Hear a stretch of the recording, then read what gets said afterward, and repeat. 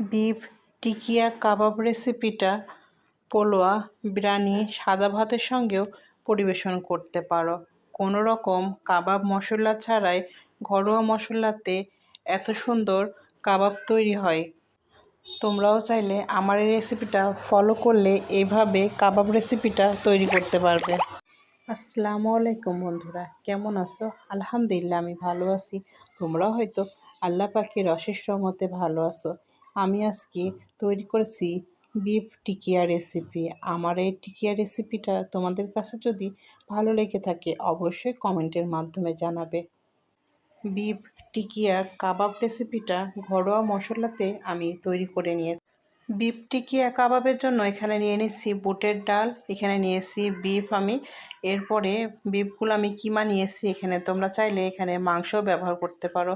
আমি বুটের ডাউলটা 2 ঘন্টা আগে ভিজিয়ে রেখেছিলাম। এরপরে আমি এখানে নিয়ে নিচ্ছি কাঁচামরিচ, পেঁয়াজ কুচি, রসুন কুচি, জিরা, দারচিনি, আদা বাটা, এলাচ, তেজপাতা, শুকনা মরিচ, সামান্য আমি নিয়েছি এখানে হলুদের গুঁড়া। সবগুলো উপকরণ আমি একসঙ্গে প্রেসার কুকারে সিদ্ধ করে নেব।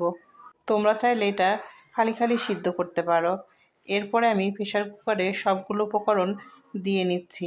আমার এই রেসিপির সঙ্গে এতক্ষণ পর্যন্ত যারা আসো একটি লাইক দিতে ভুলে গিয়েছো, অবশ্যই একটি লাইক দিয়ে আমার এই ভিডিওর সঙ্গেই থাকবে। আমার এই রেসিপিটা তোমাদের কাছে যদি ভালো লেগে থাকে আমার চ্যানেলটি সাবস্ক্রাইব করে আমার পাশেই থেকে যেতে পারো। সবগুলো উপকরণ আমি একসঙ্গে প্রেসার কুকারে দিয়ে নিচ্ছি। দিয়ে আমি 6-7 থেকে 7টা সিটি তুলে নেব। সবগুলো উপকরণ দেওয়ার পর এখানে আমি পর্যাপ্ত পরিমাণে পানি দিয়ে নিব। পানিটা খুব বেশি দেওয়া যাবে না, কমও দেওয়া যাবে না। এখানে আমি কোনো রকম তেল ইউজ করছি না।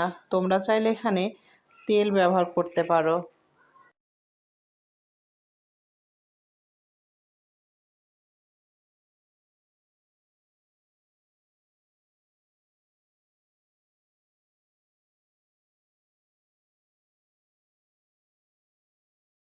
এখানে আমি টিকিয়ার জন্য ডাউল মাংসটা সুন্দরভাবে সিদ্ধ করে নিয়েছি। এরপরে আমি ব্লেন্ডারে এটা ব্লেন্ড করে নেব। তোমরা চাইলে এটা শিলপাটাতেও বেটে নিতে পারো।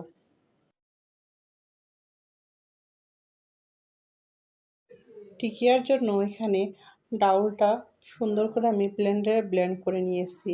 এরপরে আমি এখানে এক এক করে ডিম দিয়ে নিচ্ছি। এখানে আমি 2টা ডিম ব্যবহার করছি। আমার পরিমাণ মতো যতটুকু আমি ডাউল মাংস কিমা নিয়েছি সেই হিসাবে আমি এখানে 2টা ডিম ব্যবহার করছি। তোমরা যতগুলো তৈরি করবে টিকিয়া সেইভাবে ডিম ব্যবহার করতে পারো। আমি হাতের সাহায্যে মাখিয়ে নিচ্ছি সুন্দর করে।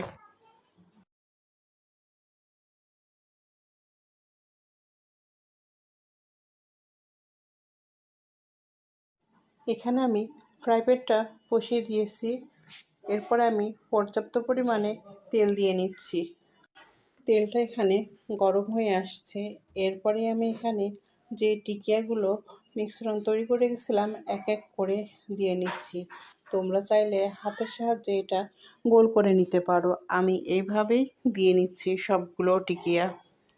এই টিকিয়া রেসিপিটা সবাই তৈরি করতে পারে। আমি যেভাবে বাসায় তৈরি করি আমি সেইভাবে তোমাদের মাঝে শেয়ার করলাম। আমার এই বিফ টিকিয়া কাবাব রেসিপিতে যদি কোনো রকম ভুল ত্রুটি থেকে থাকে অবশ্যই ক্ষমাশূন্য দৃষ্টিতে দেখবে।